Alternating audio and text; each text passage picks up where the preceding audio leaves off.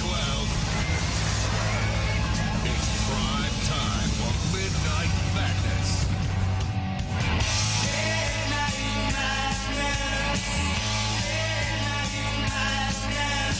It's quarter to 12.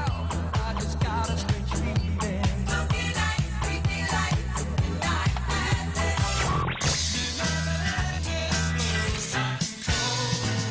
It's Midnight Madness.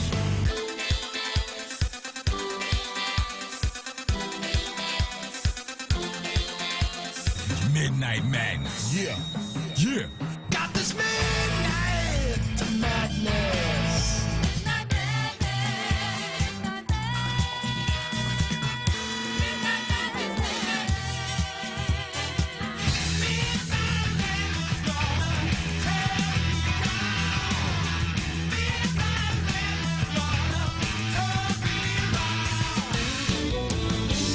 Caught in the middle of midnight madness.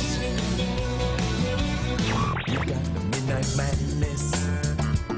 You're gonna get it, the midnight madness. You're gonna get it, the midnight madness. You're gonna get it, the midnight madness. You're gonna get it. And now the Midnight Madness Show, where it's always sunny and 82 degrees. Here's your host, the DJ Doctor.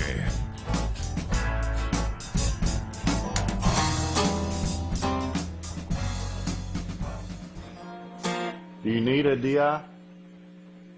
Uh-oh. Uh-oh. Y'all hear me? Y'all hear me? I don't think they can hear. Hello? Hello?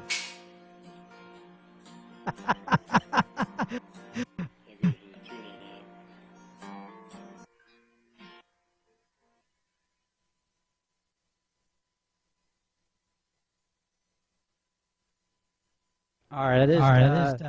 Don't think they can hear in the studio. I was wondering why they wasn't responding. This is the IT Guru. I guess we'll kick it off the Midnight Madness Show. Good evening. I've got to text them. Apparently they're not listening. So, let's we're gonna throw a song on real quick here, I guess, and be right back. Somewhere. No, I can't do that.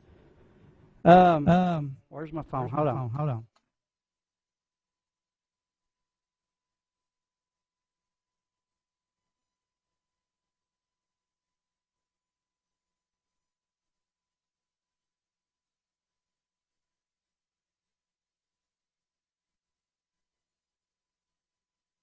All right. I just texted them. So hopefully they will jump in here and start talking any second. Stand and a pack of Marlboro Lights, white paper napkin, red goodbye. Check 2. More highs and brighten it up a little. Vocal. Never saw it coming.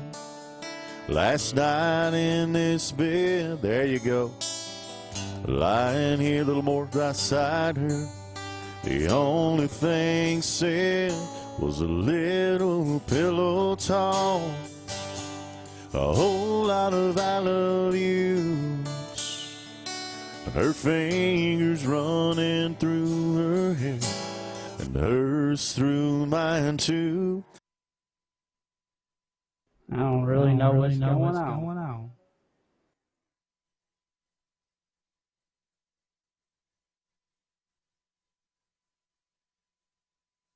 Apparently they have messed something completely with audio. I don't know. Not sure why there's a echo. And they're not responding to text. So I'm just, I guess, here, just sitting here looking like an idiot, right? This is it. IT Guru here in Pulaski, about an hour and a half away. I can't just actually go over there and say, hey guys, y'all are live. For some reason, I guess they didn't get the cue or something.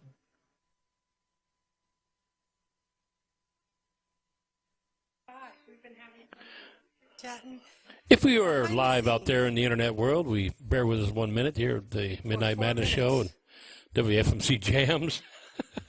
We're trying to get a sound check. We didn't hear from our IT guru, Brian, the IT genius guru down there in Pulaski. So we're just trying to get a few things set with our guests. And we'll be right with you. We appreciate you listening to us live. Yeah, we are. Yeah, we've been for almost 5 minutes now. Thanks, Jason. We missed the cool song for the intro. We missed the cool intro and everything. Yeah. Well, hey, I'm Mark, the DJ Doctor. We want to thank you all for tuning in before we did, apparently. We want to thank everybody listening out there. Brian, if you can, and if you're anywhere, we're live. We're live. I'm hearing myself on the radio now. But we want to thank Brian. Thank you for getting us up and running. We got a couple of great guests tonight. We might as well just jump right into it because our listeners everywhere is going, all right, we heard all the stupid stories. Now let's hear what happened. You heard what goes on behind the scenes. Yeah. Only this time it was PG rated. I don't think anything bad. No, not always. We have you on the set. That changes a few things. What did Brian say? Brian? Can you hear me now? That's something, yeah. Well, again, we want to thank everybody listening. We got some great stuff to update you on. Some of our things we went over the weekend. We're going to give you kind of some teasers on some stuff. But Jason, why don't you introduce our guest? Let's get a song for the first time in 10 minutes. Yes, let's do that. All right. Who do we got on live with us tonight? We have the one and only Mr. Brett Harris. Hey, good to be here with you. Appreciate you guys having me out. Well, we're glad you're on. We're sorry about this kind of little odd opening here. We normally have some theme music, and then we mess around and introduce everybody. But the theme music may have been there. We just didn't hear it. Yeah, we didn't hear it at all. So, well, we appreciate it. Why don't you go ahead and play us a song real quick, and then we'll get to know you a little bit better and ask some wild and crazy questions. Usually science and geometry questions is what we do. Great. All right, we'll do.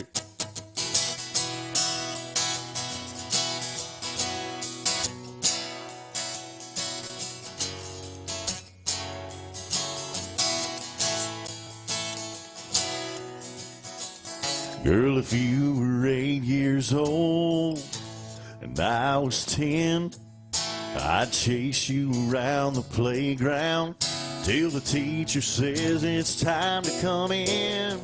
But later on at the bus stop, I'd steal my first kiss, seeing how we just met. All I can say is this: you can't be my first love, first crush.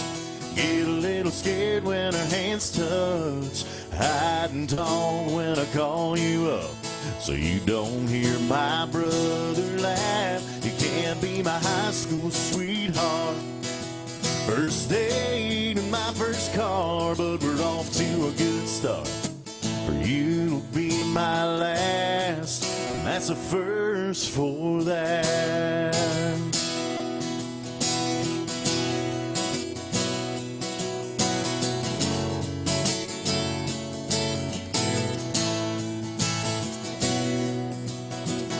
If you're done with that first drink, let's have one more. I agree they're kinda weak, but my feelings ain't been this strong before. So it can't be the whiskey making me want you. Judging by that come here smile, you feel it too. You can't be my first love, first crush. Get a little scared when our hands touch, hide and talk when I call you up, so you don't hear my brother laugh. You can't be my high school sweetheart, first date in my first car, but we're off to a good start. For you to be my last, and that's a first for that.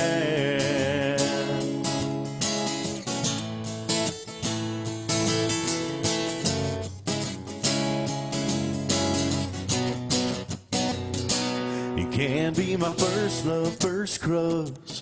Get a little scared when our hands touch, hide and talk when I call you up, so you don't hear my brother laugh. You can't be my high school sweetheart, first date in my first car, but we're off to a good start for you to be my last. Yeah, we're off to a good start for you to be my last. And that's a first for that. Yeah, a first for that.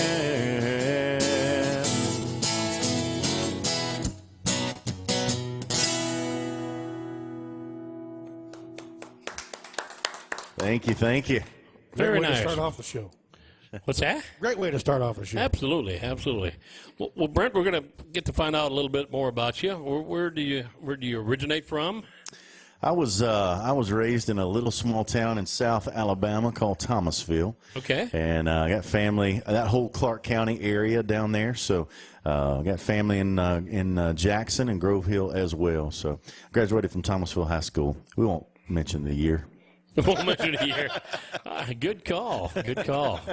So, tell us about how you got involved in music. Did you family, mom, dad involved at first? Or? Oh yeah. We the whole area down there, the Harrisons are a singing family, and we were sang in church and Southern gospel quartets, and so I was raised doing all of that. Didn't really have a choice in music on both sides of my family. Okay. So you got into it honestly. That's good. That's good. When did you, I guess, start pursuing the singer-songwriter thing? Were you young, or did you wait till you matured a little bit? I was pretty young. I started writing at 13. Okay. Actually 15.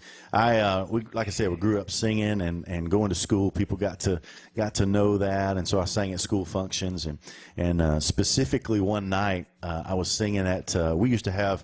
They called them beauty reviews back then. In the day, it was basically a beauty pageant and a musical all at the same time.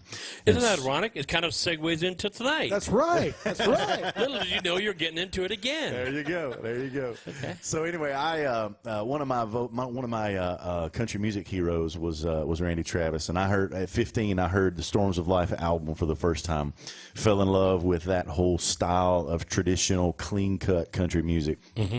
And so I sang Randy Travis everywhere I went almost. And so I had entered all kind of talent contests and different things like that. Even made it on, I don't know if you got the listeners out there remember Ed McMahon's Star Search out in Hollywood, California. So we were on that show. And were you? And yeah, back in, I was 8, well, we'll go ahead and mention the year. It was like 88, I believe it was. Oh, wow. And so we, small town boy from South Alabama, got flown out to Hollywood and was on the show, and it was just a great thing. But just before that, I was singing at the at the school function and sang his great song "Forever and Ever, Amen." And so I finished the song. We got got an encore. Had to come out and do it again. It was just a great night, and I was just feeling good. Mm-hmm. And so everybody was throwing the accolades, and I had this guy walk up to me, and he said, "Man, you do a great impression of Randy Travis, and you do him pretty good." I said, "Well, thank you." And he said, "But you know what?" He said, "There's already a Randy Travis." He said, "What the world needs is a Brent Harrison." And so I didn't sleep much that night because it just hit me like a ton of bricks. Right. And so I was wearing, Western cut suits with bolo ties, just like he did. Mm-hmm. And I thought, he's right. I need to be me. So I woke up the next morning and bought a cowboy hat, and which I had worn before, So Mm-hmm. I grabbed the cowboy hat back out and started writing my own songs, and that's how I got into writing and doing country. A good wake-up call. Yeah, it was. Had the talent, just needed to be you. Yeah. That's what we teach that with lessons here at the Family Music Center, where if you get kids coming in, they want to be the next Lars Ulrich. They want to be the next. And well, you know what? There already is a Lars Ulrich, and it'll work for him. Be you. Yeah. Take a little bit of here. Take a little bit of Randy Travis, and add some Merle, and add some Brent, and add some Jason the Hillbilly Heartthrob in there. There you go. I thought it was funny. We're down there. We'll talk about it a little later on. Over the weekend, we're playing one band's music, and all of a sudden, out of nowhere, I hear Jason, the Hillbilly Heartthrob song come on the air. I'm like, what? No, he was part of. I didn't know you toured with those guys. I didn't either. We'll get on to that a little later on. But it's great to be able to play your favorite stuff. But yeah, you got to be you. You got to be you. Absolutely. So that made you blossom from there on. You started the songwriting career from there, and just kind of I did. I began to write like crazy and just continue to sing out and do things. And so I after graduating high school, went to a 2-year tech school, and I just decided that it was time to come up here. So we moved up and stayed for 7 years. And, okay. And so just as an artist, never got anything going. But it was a great time. That was a great transition, time for us. Now, you've had a little bit of success this last year, correct? Yeah, we have. This is my second time in Nashville. Didn't get enough the first time, so I came back, and I came back with a financial backer and a producer. This time, I just came up on my own the first time as a young kid. And so we got 16 studio cuts on an album. Not all original, but we did have a lot of my songs on there. And so turn of events happened, and we felt, being raised in church, I led worship and loved great old gospel songs, and so that was always a tug for us. And I love the fact that country music and gospel music could blend together, and so the Christian country, thing just really fell into place, and we felt a call in that. My wife and I, Jade. So that's what we've been doing, and following that calling into Christian country music, clean country, inspirational country type stuff. Right. Yeah. Now, there's not a lot of artists or anything that's in that genre, is there? Name a few that's kind of would stand out in that genre. Oh, well, Brent Lamb, Ken Holloway, Chuck Day in the days, some Fox Brothers back in the day. We're big into that as well. I actually traveled on the road with them back in the 90s. Oh, wow. Yeah. That's cool. Yeah. I got into Christian rock back in the 80s when it was first out, right before Stryper and them came out. But we were out there touring at the same time that the Res band was playing, Resurrection Band, which is still out there doing it. We traveled in the circle with Servant, and Petra was just getting on the road at the time without John Schlitt. But we were kind of in that circle. So I was with a band called Prophet, and there just wasn't a whole lot out there that was doing that. We were kind of, I think the first four that was kind of rock, and then somewhere in the mid-'80s, Stryper came out, and they were on VH1, not VH1, but MTV, and they were on video hits and stuff. So it kind of made that genre kind of explode up, and now there's a ton of them that's out there. So it is. It's a growing genre. It's like you said, it's not huge right now, but we feel like that it's on the rise, and and there's a need for people to have a place to land with that style of country music. I mean, I'm a traditionalist at heart, and there's not really a whole lot of traditional country music. My own heart, right there. Yeah, being played right now. So I think there's a lot of people in the country who miss that and have a huge desire for that, and obviously even farther than that for good traditional country music with a good, positive, and clean message. Right. Well, why don't you segue into a song that you'd like to play? Let's hear some of your stuff there. Absolutely. This we have been on the. In the studio, working on a brand new album, brand new Christian country, positive country album with Red Hen Records, and so we're excited about that. We just finished up the vocals, and so we're getting close to mix down and mastering and all of that. So it should be ready just before or just after the first of the year. So we're excited. This is a song I wrote with my good buddy Keith Dozier, and it's on the album. It's called "Sunshine on Me."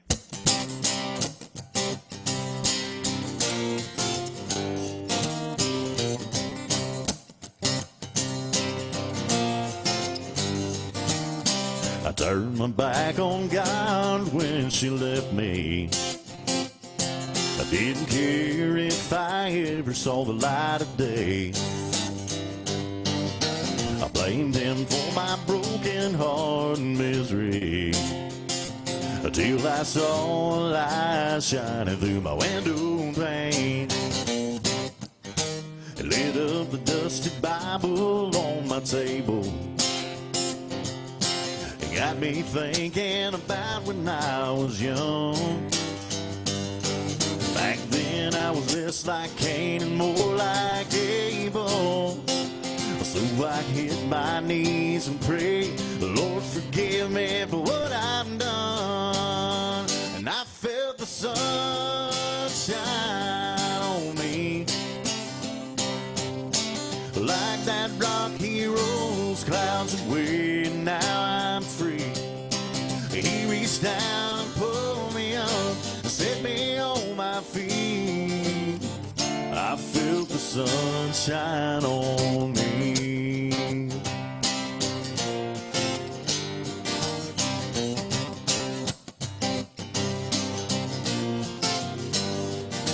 Well, I walked out my front door a different person, and I had a brand new song in my heart. I felt a lot more joy and a lot less burden. And then suddenly it hit me, I gained more than I lost, when I felt the sun shine on me, like that rock he rolled those clouds away. Now I'm free. He reached down and pulled me up and set me on my feet. I felt the sun shine on me. Yeah.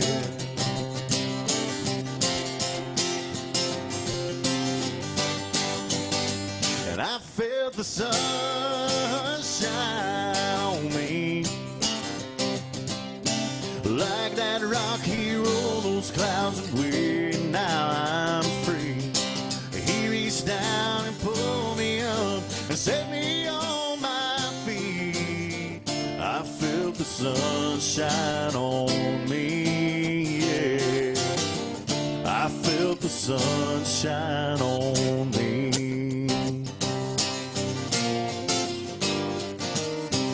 Yeah, I did.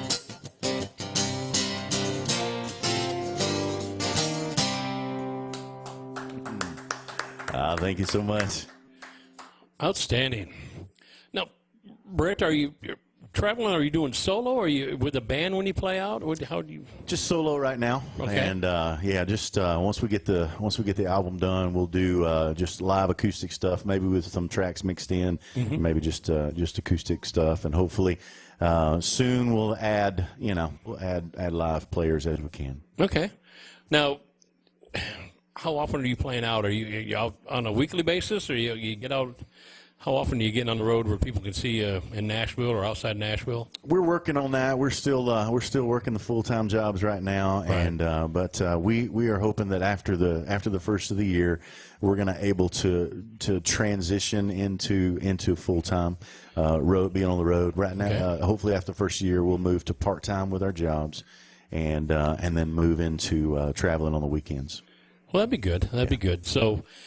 Right now, are you playing at all like the songwriter venues up there in Nashville? Are you doing the Commodore or the Bluebird or any of the ones up there? I have. I'm not doing a ton of those right now, but yeah, we have done. I haven't done the Bluebird yet, but I have done the Commodore, and okay. I used to host a writers' night at Winters Bar and Grill in Midtown. Okay. And so done a few others as well. So yeah. Well, that's good. Now, your writing style. Do you write mostly by yourself? Do you have co-writers that you get with, or? I like to do both. Do a lot of co-writing as well. I've got a friend of mine in Murfreesboro that, like I said, Keith Dozier, that I wrote that song with, and so we write a good bit with together, and some other people as well. And then I'll do some solo stuff as well. Okay. Now, when you write, whether it be solo or co-write, do you go in it with a thought of a song? You got a melody, a hook, or you sit down and go, well, let's write about this today, or how's your method to the madness work? I'm melody strong, so okay. I like to. It's a hashtag, isn't it? Melody strong. Yeah, I like that. So I mean, I like to grab a hook, and then sit down, or if somebody's got a hook, and I love to come up with grooves and riffs and different things like that, and set the melody. For that, and then just start working on the lyrics. Okay. Do you ever get one of those? You wake up in the middle of the night songs. I have. Have you? Absolutely. I think we've all done that at some point. My next question usually after that is, are they any good? The ones that you wake up. Well, you know as well as I. Then you wake up the next day, you're going, boy, that was. It sounded good and halfway asleep. I was fixing to say they sound good that night, but then when you wake up the next morning, I tell you, I'll do this a little bit later, but there's a song. I mean, we've gone through. I wrote. Jade and I got married just about a year and a half ago, and so we're still pretty much newlyweds. Mm-hmm. Yeah, and so I surprised her with a song for our wedding, and. I wrote the thing and I changed the music probably 4 times. Lyrics were there, but you just keep tweaking until you get it where you want it. Right. Well, good. Sometimes you don't ever get there, unfortunately. Well, that's true too. That's why I'm not a songwriter. Yeah, You've given us some great hooks, though. I came up with one last night. I can't say right now because I want to make sure it gets in the right hands. Because you know how people rob people. He's got a great one called "Squirrel in a Rearview Mirror." Love it. 3 ladders and a noose. I'm telling you guys, this is going somewhere, and you guys it's falling on deaf ears. There's going to be someone listening to the New York station out there. Chris at Heat FM Radio out there. Chris, we appreciate you putting us on there. Well, one of Chris's people is going to be the one that writes that song, and it's going to go triple platinum, and you're all going to I'm going to laugh at you all. I think my album has now hit aluminum. It just went past SOS pads. I was glad of that. But, yeah, you got a nice album out. It just needs to get into the right hands. Now you got to get your second one out. Yes. You got a bunch of stuff to go in the second one. Yes. Especially the Piggly Wiggly one. So yes. And the Piggly Wiggly wants to sponsor you. That'd be nice. So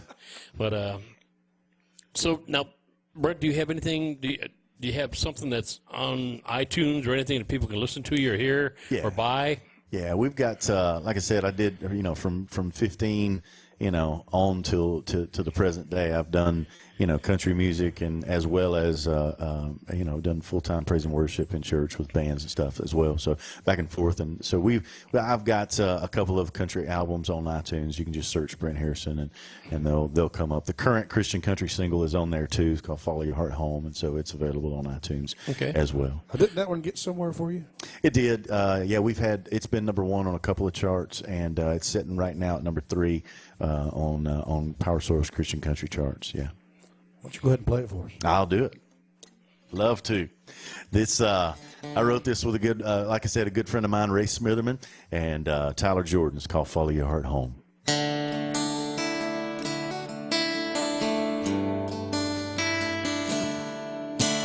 A stranger sat down beside me and said, "I noticed something, son.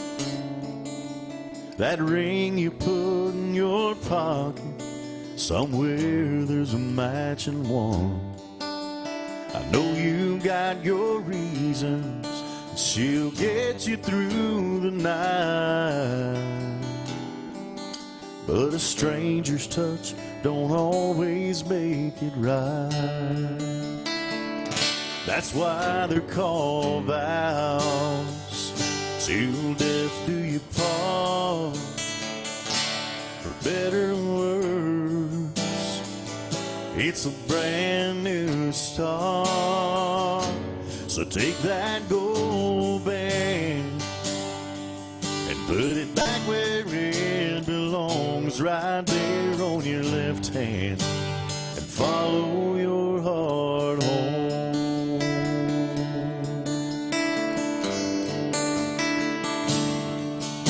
I just came in here tonight to talk with an old friend, but things got out of hand when I slipped off that band. I know you didn't have to, but I'm sure glad you did. You saved me from myself with the words you said. That's why they're called vows, till death do you part. For better or worse, it's a brand new start. So take that gold band and put it back where it belongs, right there on your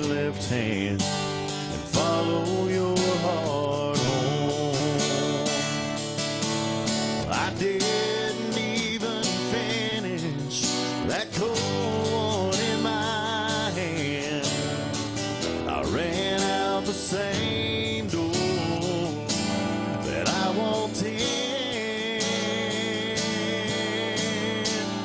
That's why they're called vows, to live through your part, for better or worse. It's a brand new start. So take that gold band and put it back where it belongs, right there on your left hand, and follow your heart home. So I took that gold band and I put it back where it belongs, right there on my left hand, and followed my heart home.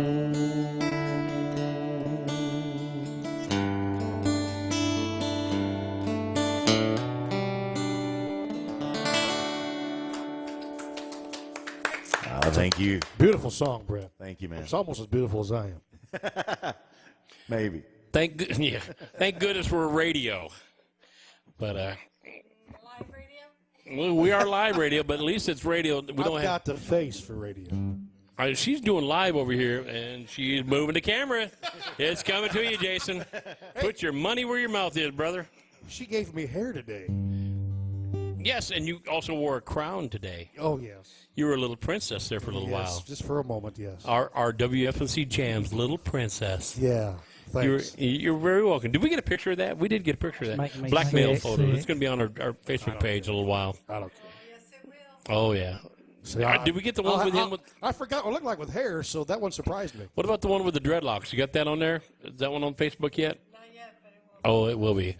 So you got to check out our Facebook page. If you haven't checked out our WFNC Jams Facebook page, there's a lot of cool stuff on there. Brian does the Commodore every Sunday. That's always up there in archive, so you can go up there and see the people that were on Sundays performing. We got pictures. You can see all the archives of the show, or hear the archives of the show as well on Yep. our Facebook page. Yep, we're archived. So we got the vinyl show coming up this Sunday. This Sunday, This yes. Sunday, yep. It's our Halloween special, so we're going to be doing all the goopy Halloween songs and little...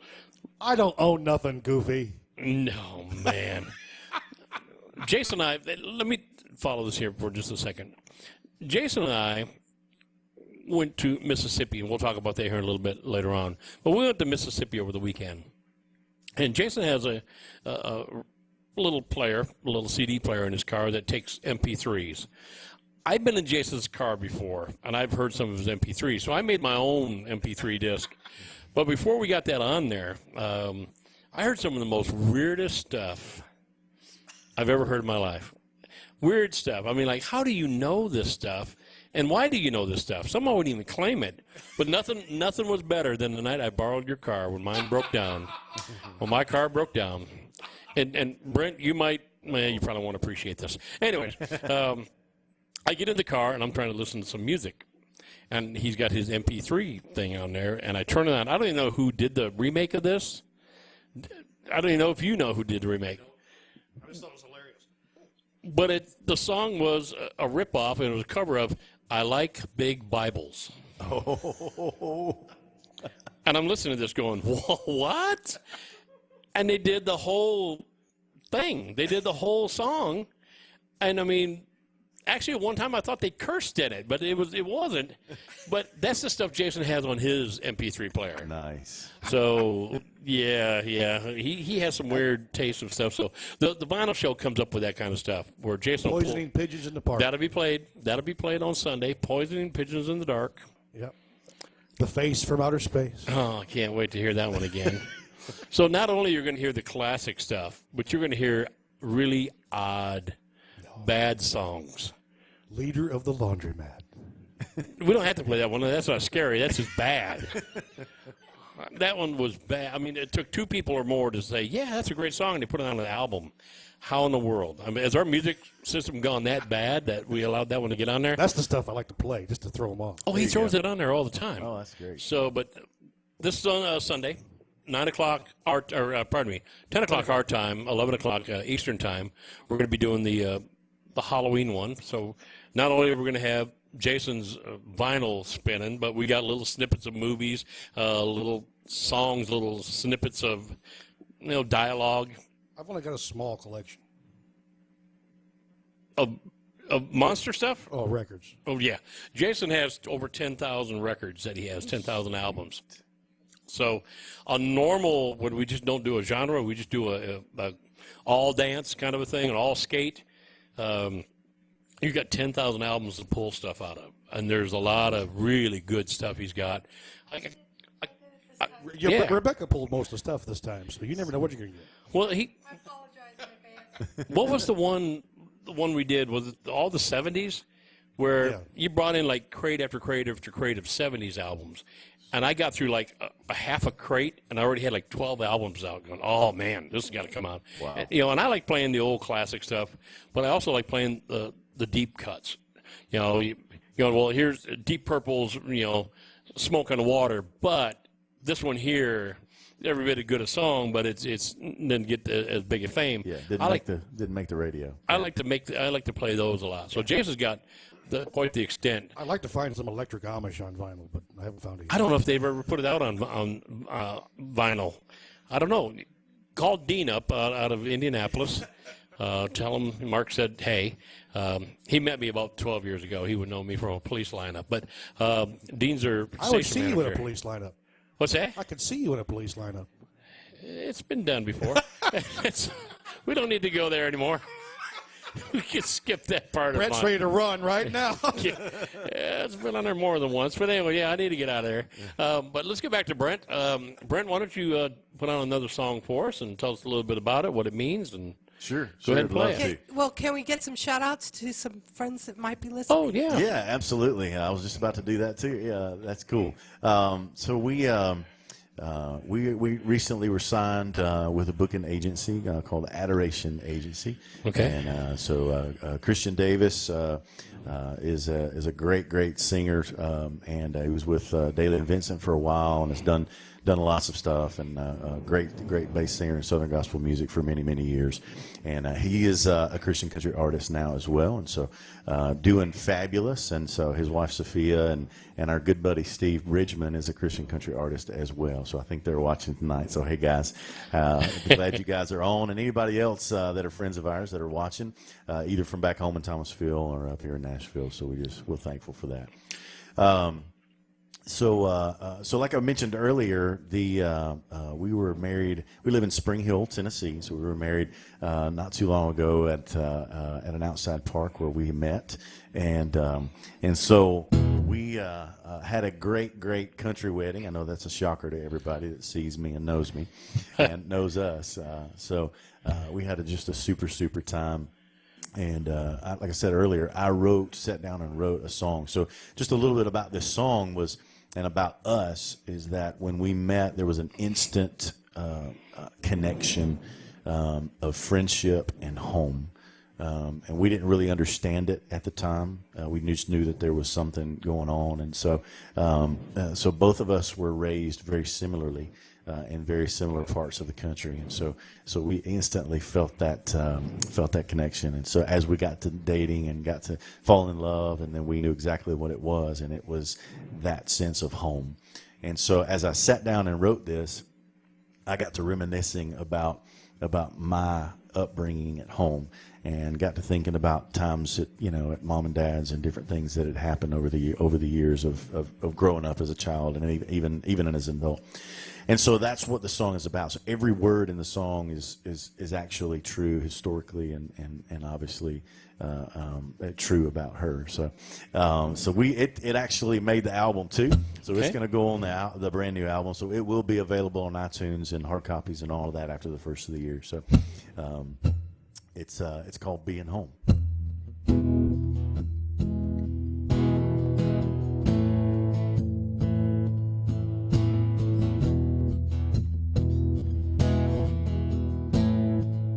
I was lost when you found me,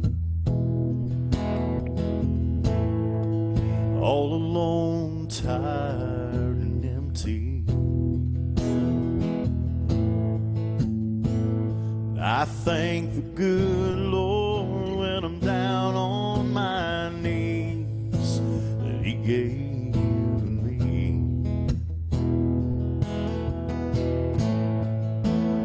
such a lucky man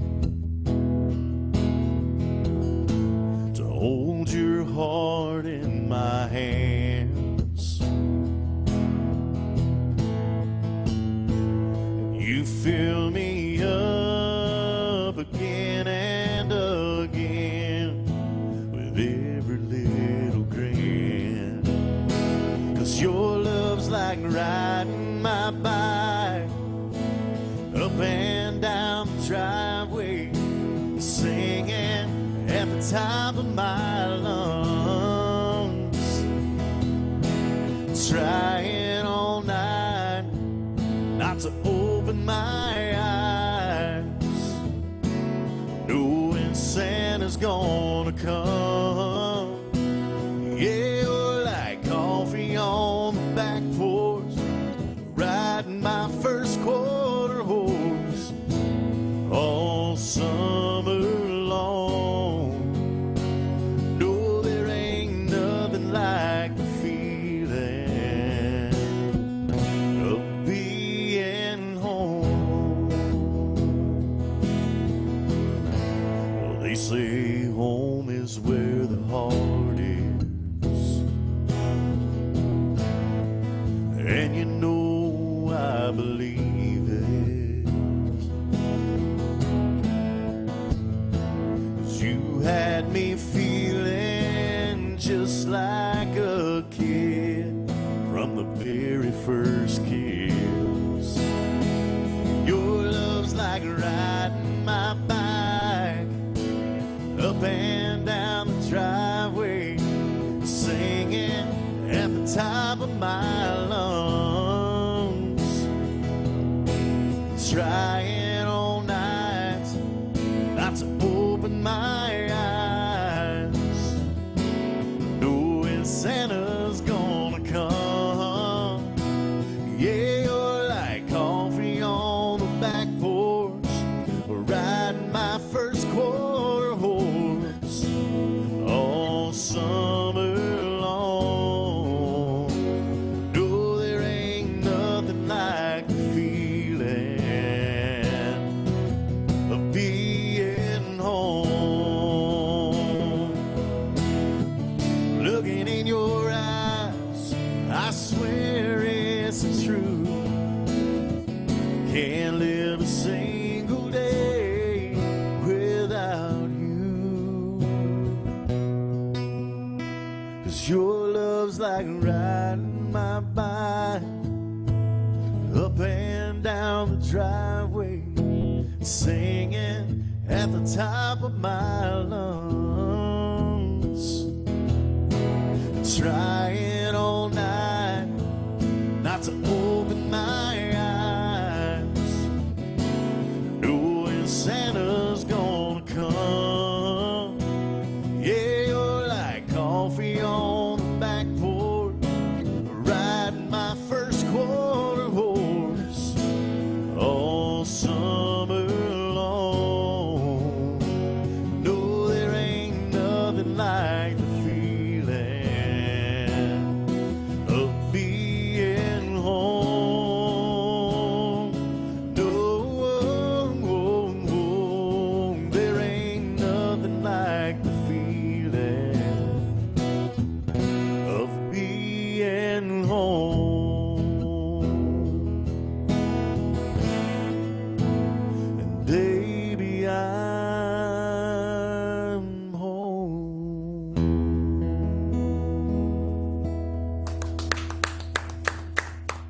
Thank you. Very nice, Mr. Brent Harrison. Thank Harrison, you. everybody. We got a few comments of people commenting. Andy's listening on the show. He wasn't able to make it in tonight. And I do want to say hello to a dear friend of mine, Miss Melissa Randall, is listening.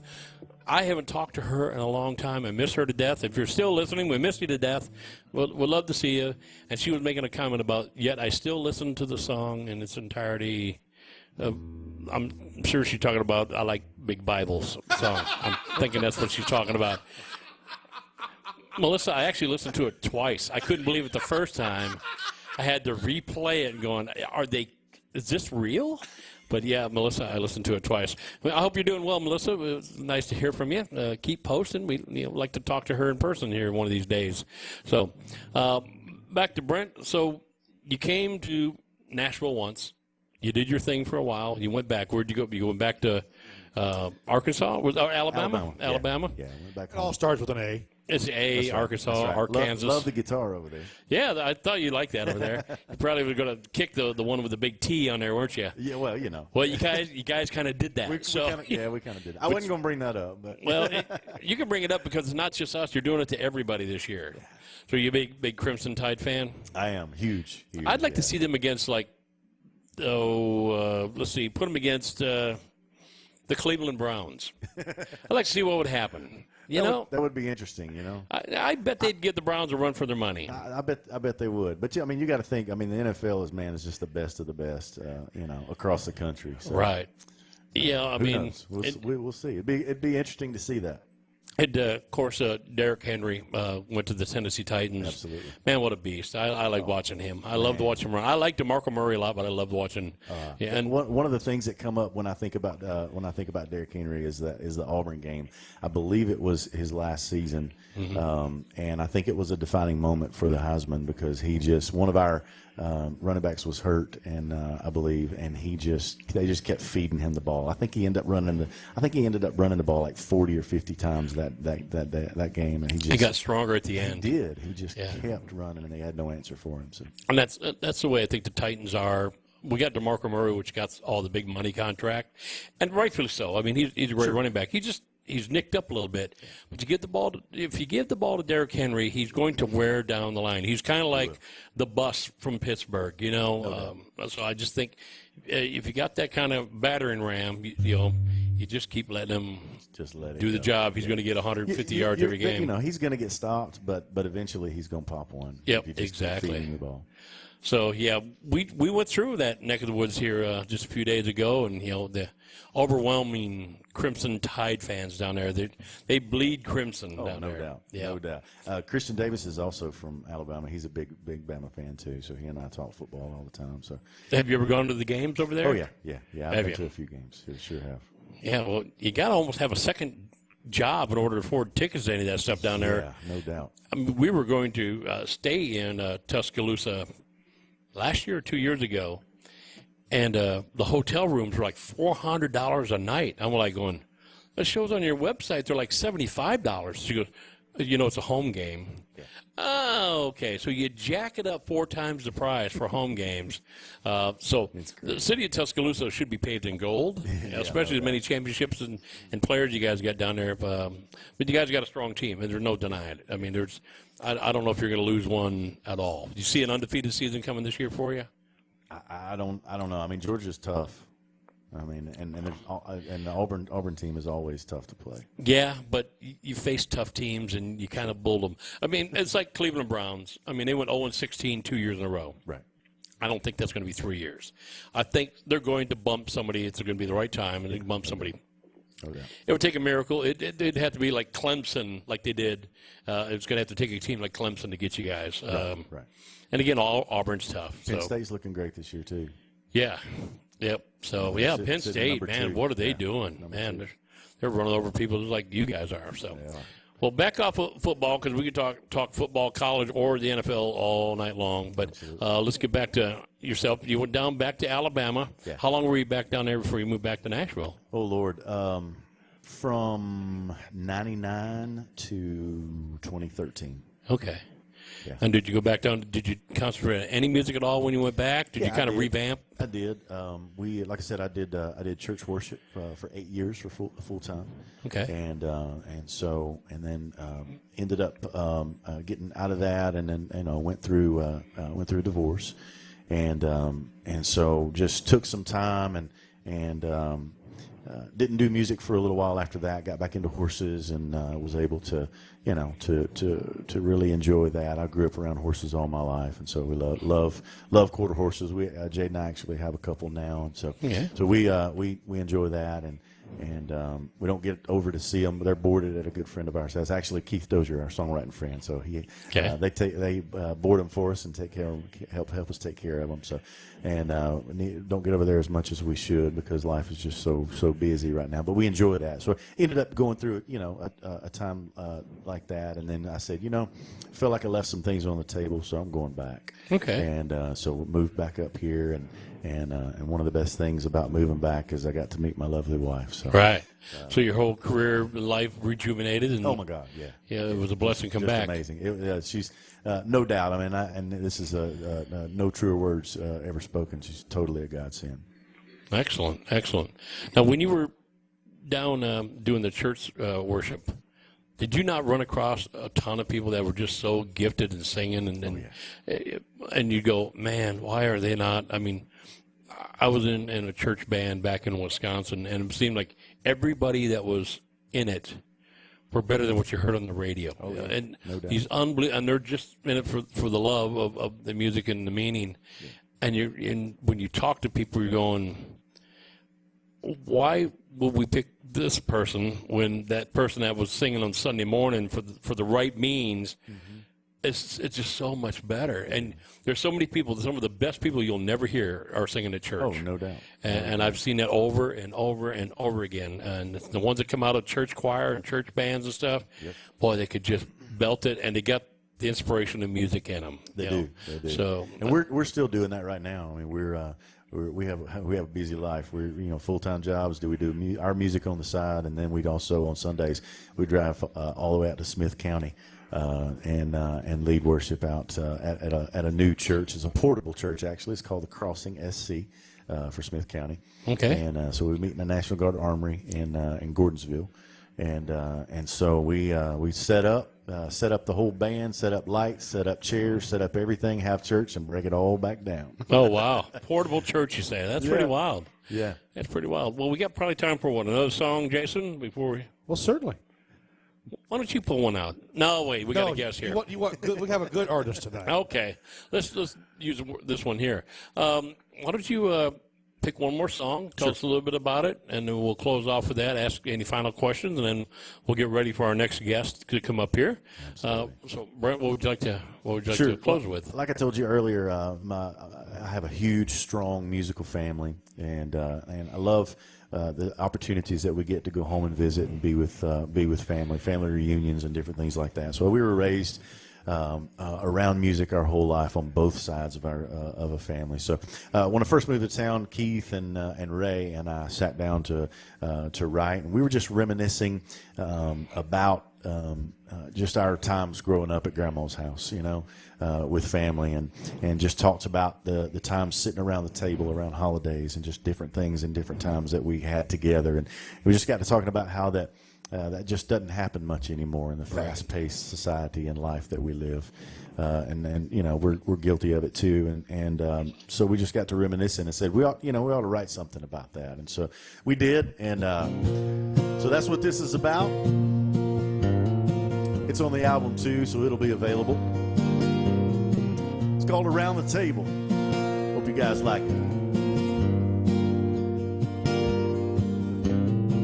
Stamped on the underside, American made 1939. I must have read it 100 times while I played underneath.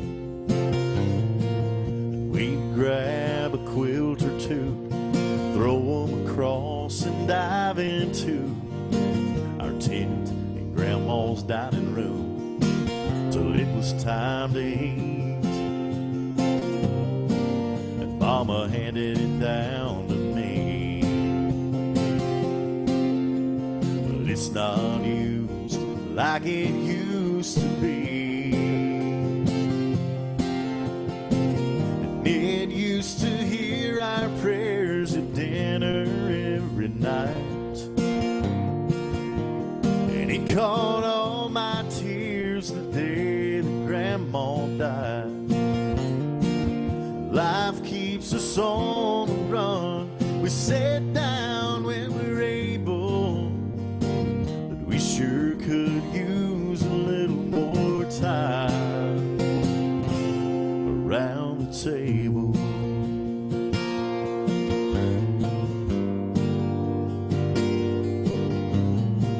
Sofa arms and TV trays couldn't hold one yesterday. Turkey dinners and birthday cakes, chicken after church. Now it sits there collecting dust. And sometimes I swear it's calling us. It used to hear our prayers at dinner every night,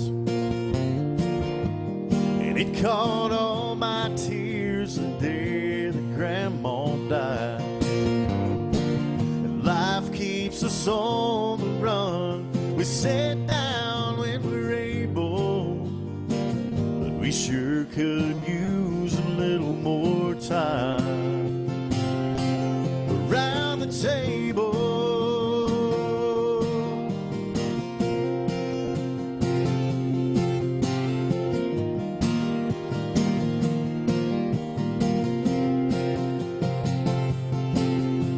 Yeah, life keeps us on the run. We sit down when we're able, but we sure could use a little more time.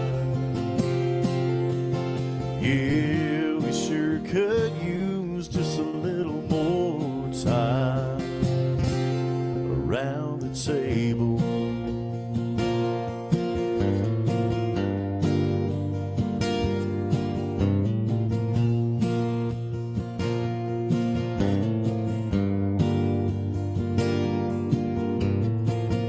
Dinner's ready, the table's set. Close your eyes and bow your heads. Wow, that was wonderful. Thank you, thank you, thank you. We appreciate you, Mark and Jason, for having me on tonight. It's been awesome being with you guys and sharing a little bit about our ministry and our music. We're glad you're with us, Brent. You got a Facebook page or website they can check you out on? Sure do, both. Just Okay. search Brent Harrison Music, and the website is the same. It's BrentHarrisonMusic.com. Okay, excellent. We appreciate you coming out tonight and sharing your music. We wish you the best of luck. Thank you so much. Great talent. And now you can check this out. It's archived immediately after the show, so you can check it out and share it. So people that are listening to Brent Harrison, make sure you like his stuff. You go to his Facebook page and check him out and follow this young man when he gets on the road. And can't wait for the new album to come out. Oh, we are so pumped. We can't wait to get it out to everybody and let them hear it. You need to cut a couple in vinyl, though. Just a couple in vinyl would be great. It's a great idea. That way we'll play it on a radio show on the vinyl side. Sweet. Yeah, some of these new artists are starting to do that. Vinyl's coming back. It really is. It really is. So, and it just got a cool sound to it. So, Brent, we appreciate it. We wish you the best. We're going to take a few minutes. I think Jason's got you muted, so you can unplug your guitar, and we're going to get our next guest up there. But, Brent Harrison, we wish you the best, and thank you for coming on board with us tonight. Thank you so much again for having me, man. All right, live Facebookers, we will be right back. We'll take a small break.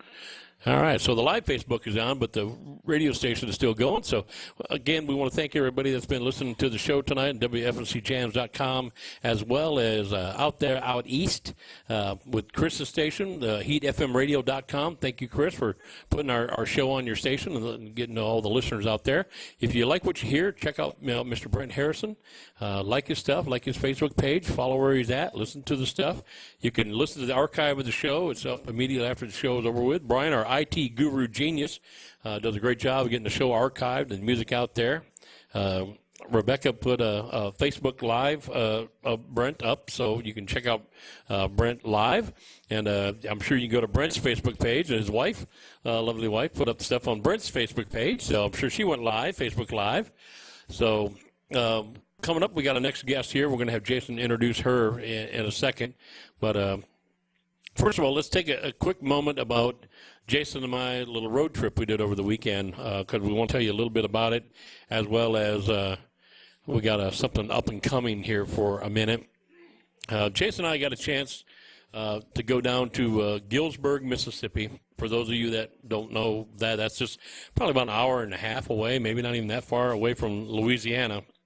Friday, October 20th, 2017, marked the 40th anniversary of the famous Leonard Skinner plane crash, which took the lives of 6 people: Ronnie Van Zant, Steve Gaines, Cassie Gaines, Dean Kilpatrick, and the 2 pilots. And we were actually impact zone at the impact site.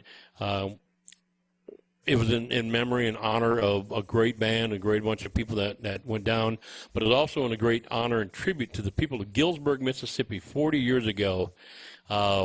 Long before 911, when we talk about first responders, these people were unbelievable down there in Galesburg. I don't know if any of them are listening. We got first responders down there. Dwayne Easley might be listening tonight.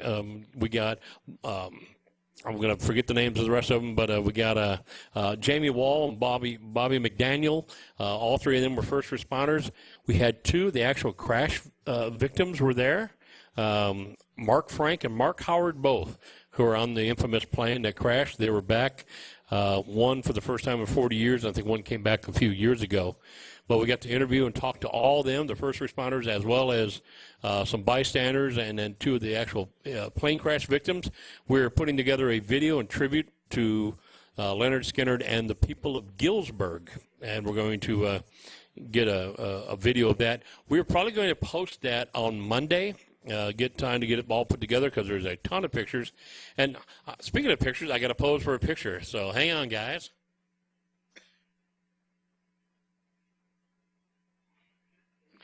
I ought to do that parade queen wave. We're going to have that coming up here in a moment. Yeah, you heard that all about me. But again, we want to really say what a tribute to the people down in Galesburg. My biggest point, I guess, down there, because we don't want to give away too much until the video comes out, but the one statistic that came out that was amazing is when the plane went down, 6 immediately were killed. The first responders got there, and the 20 that were remaining in the plane, none of them passed on. They saved all 20 of the rest of the people. That's a testament to the people of Galesburg, and some were down there and said, well, you can't just, thank us that we're actually going in the plane, rescuing people. And he's right, although they were the big part of it, but there was people all over down there that were directing traffic, keeping the onlookers away so ambulances and fire trucks could get in and out of down there. It was a big town team effort.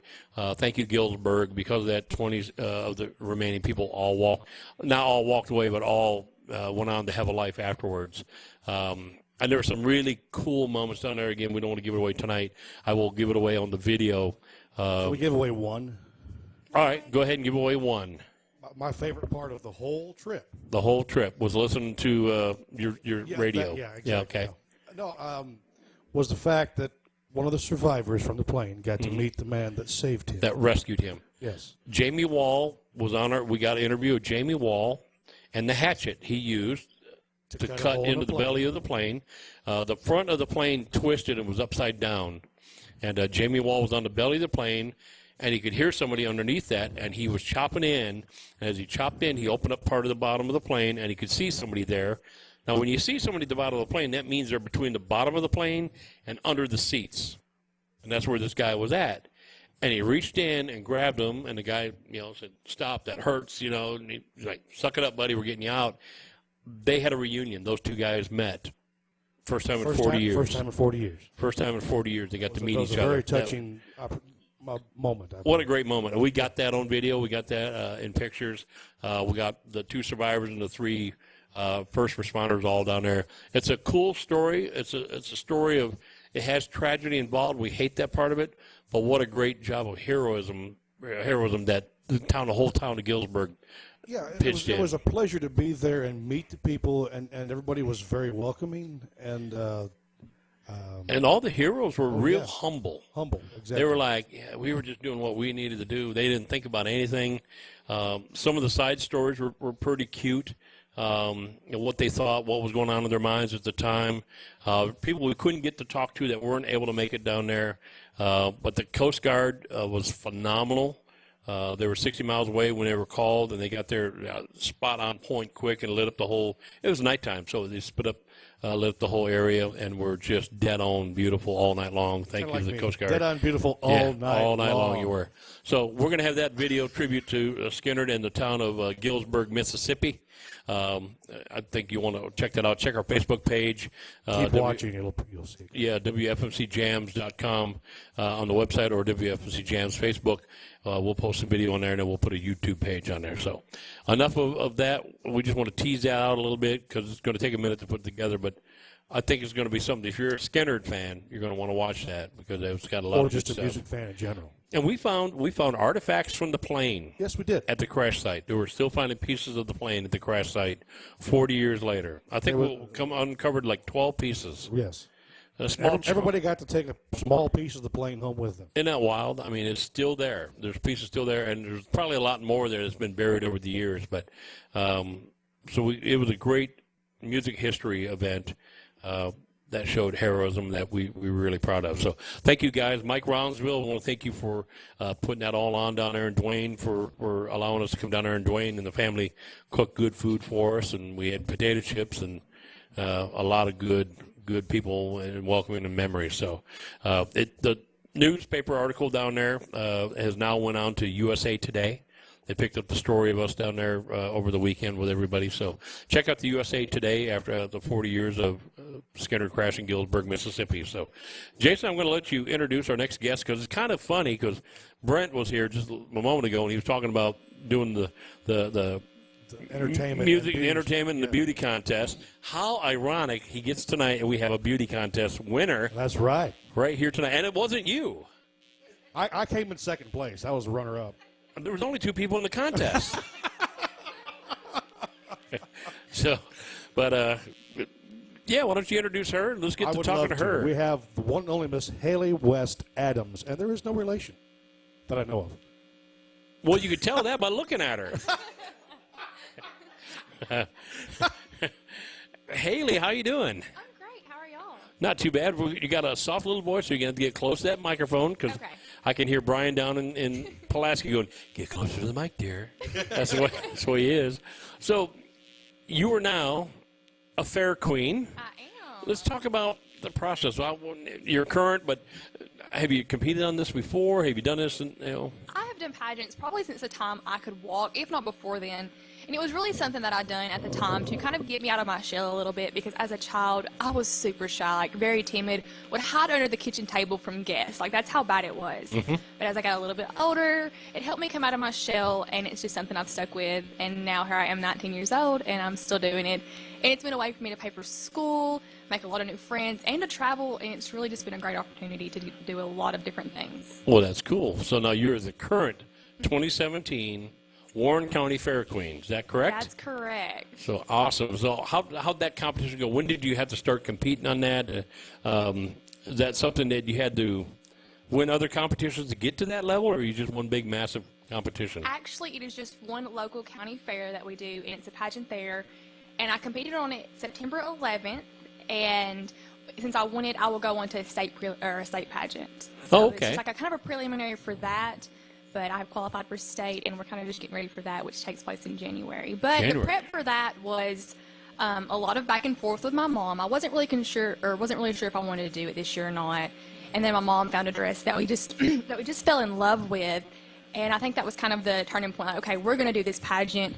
And going into it, we weren't really, a lot of times we were really hectic and planning and doing all this stuff, and we were really laid back this time. We've actually found out the girl that was going to do my makeup canceled 2 days before my pageant. Oh, no. So we had to call in different people and weren't even sure if I'd have someone to do my hair and makeup the day of the pageant, but we were really laid back, really just chill about it, and it really played out in our favor. So kudos to my mom for making me do it, or not making me do it, but influencing me to do it because I wasn't going to, and here I am now. So it worked out. Outstanding. You should give Jason your contact so he can have his hair and facial done too. I think that would be a really good idea, but my hairstylist might have a little trouble with him. But we'll make it work, okay? They sell stuff. She said it, that, not okay? me.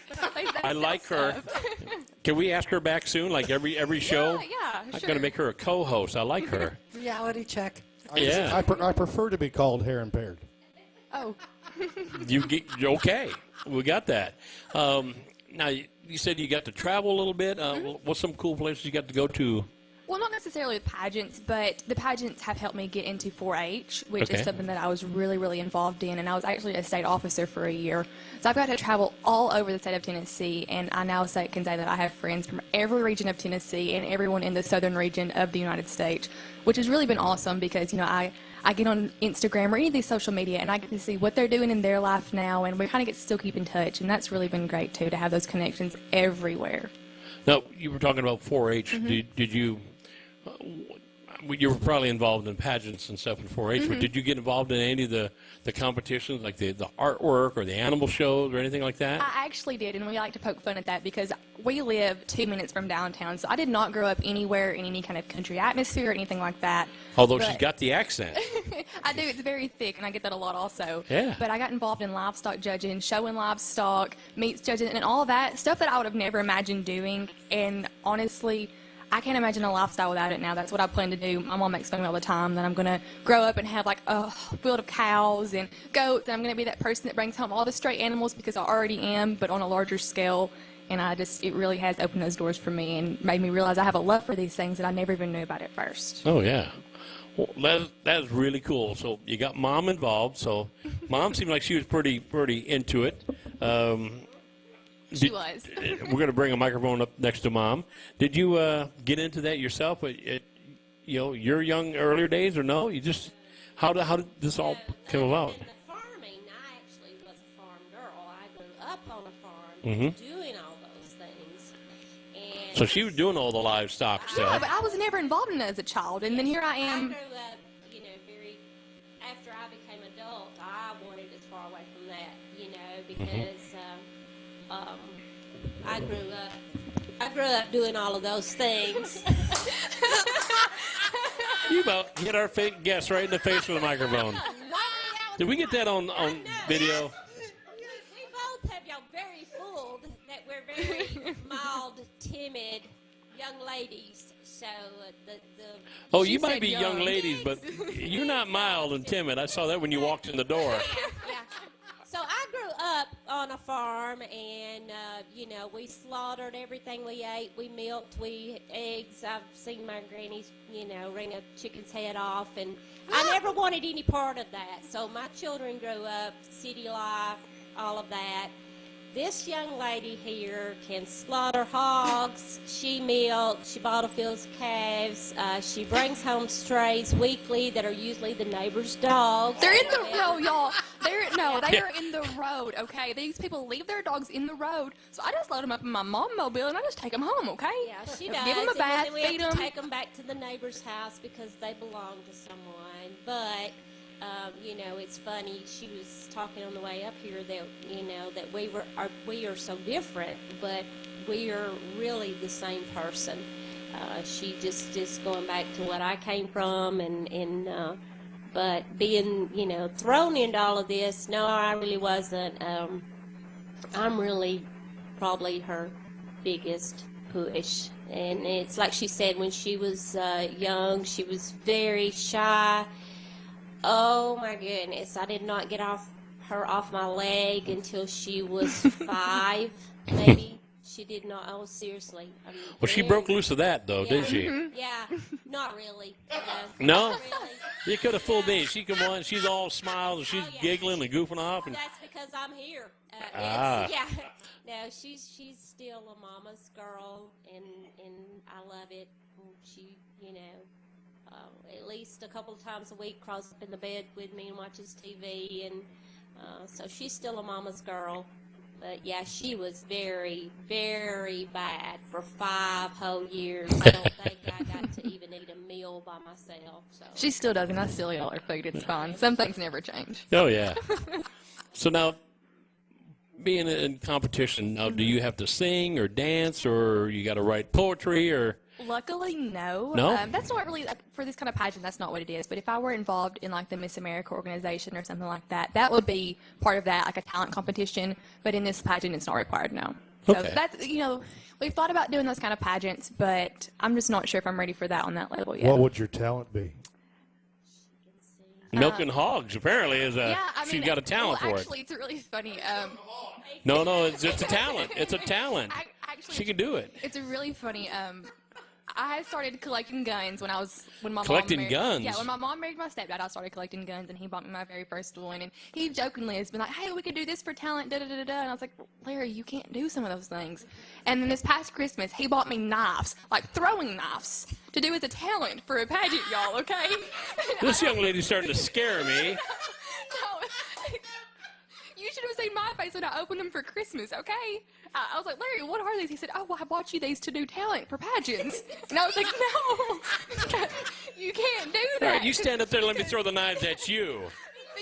Because most of these pageants are held at a school, y'all. So there's weapon policies and stuff. So you can't go in there and do that. But it's taken him a little bit to understand that. But he really has embraced that pageant dad role full on. I'm pretty sure when I won this pageant, he was the first one to cry, and it's been great. But yeah, the talent wise, I'm not sure what I would do. But she's good with guns. She's good with knives. She's the original Beauty and the Beast. You know.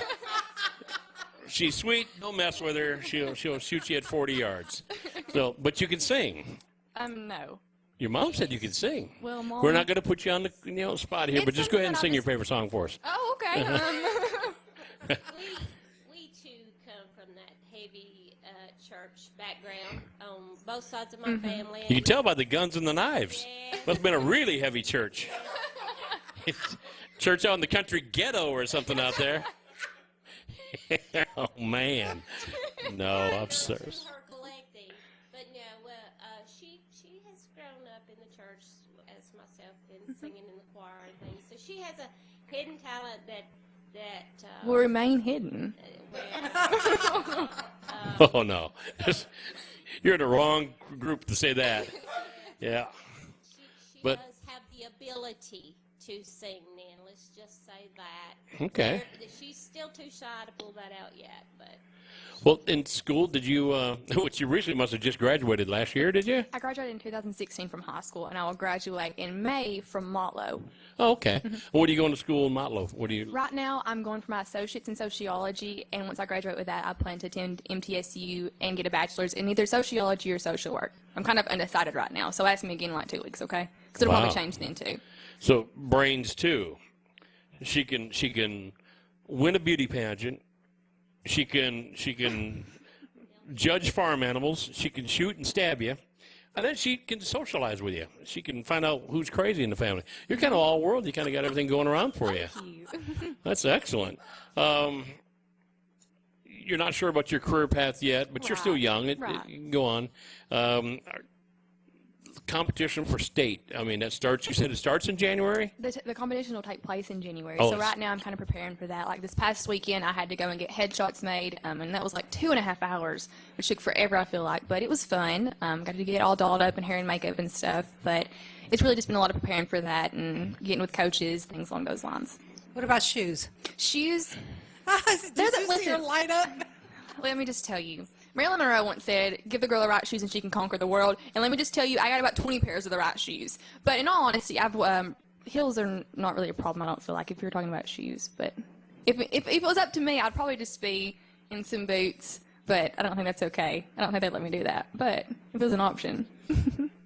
Now, do you ever dress down? Do you wear blue jeans, T-shirts, or you're always caught? I think the biggest thing is with me winning this pageant is me like having to get ready and do those things because I'm really I feel like I'm just a really, I don't want to say worldly, but almost in a sense like a really worldly, humble person. Like I don't like to get all dressed up. I don't do that every day. Like, most of the time I don't hardly wear any makeup. And so I think that's kind of been the biggest thing is getting into that adjustment of when I do have to go do these things, get into that same face that they see when I was on the stage and the hair done and the makeup and everything else, but also getting to come back to that when I'm just out on the farm in some blue jeans and boots and just a T-shirt, that's really been, I think, the biggest adjustment. Okay. Now, in competition, about how many girls compete at one time like that? So the past pageant that I was just won, there was 46 girls total, I believe. Wow. And I believe at state there will be around a little over 50. So there'll be one from each county in Tennessee. Oh, okay. For each fair in Tennessee. Okay. So the local of the county, about 46 girls you said were there? Well, it kind of depends on which county it is. I mean, in Warren County, the fairest of the fair is Miss America. It's a really, really big deal. And it's kind of like a coming of age for most girls. Most girls enter it when they're 16 and do it throughout high school and things like that. And then you have some county fairs that only have 4 or 5 girls in them. So it kind of just depends on where you're from. Okay. Last year there were 65. Yeah, last year there were 65 girls in it. Oh, wow. Well, I know we got to play, down south you can get to play the fair this year. Yes, we did. It was my first time at the Warren County Fair. We're glad you came. Well, it was, my mom's side has been down from Tennessee, down here, up there, Grundy County and all that's where my mom's from. So I've been coming down here forever. My grandmother lived in McMinnville for a long time.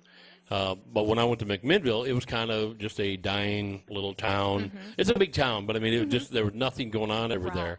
So when they said, we're going to go play at the McMinnville County or McMinnville Fair, I'm kind of like going, all right, this ought to be okay. It was way nicer than I thought it was going to be. Right, and I think a lot of that is because it's a free fair. So you have people from all over that come to our fair because it is free, and they don't have to pay for the entry fee and things like that. So you get to save a little bit of money, and a lot of families are attracted to that. I mean, as anyone would be. Well, yeah, it was a free fair. I liked that.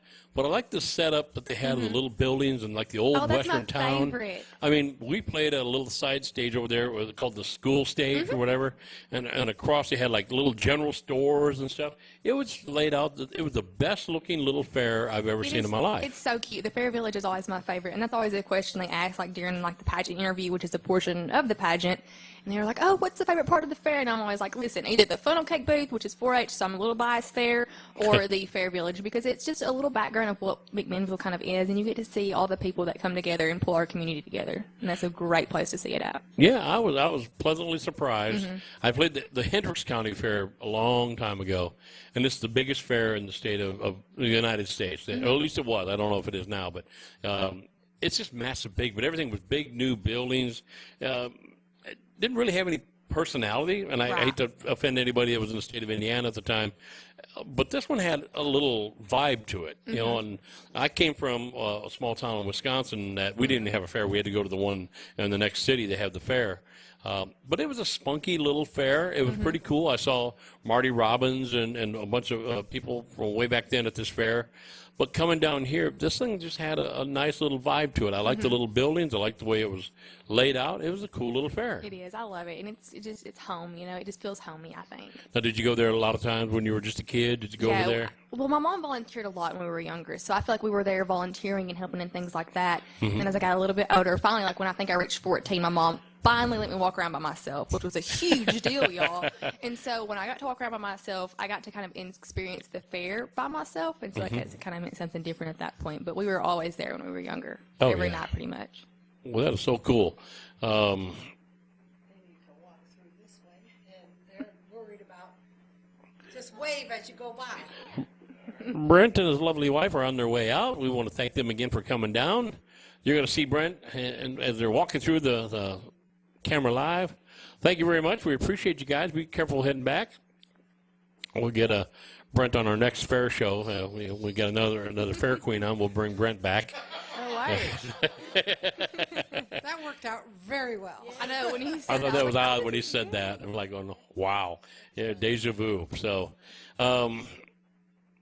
now you have to have your own coaches. You say you got your own hair person. You're like makeup. How do you come about?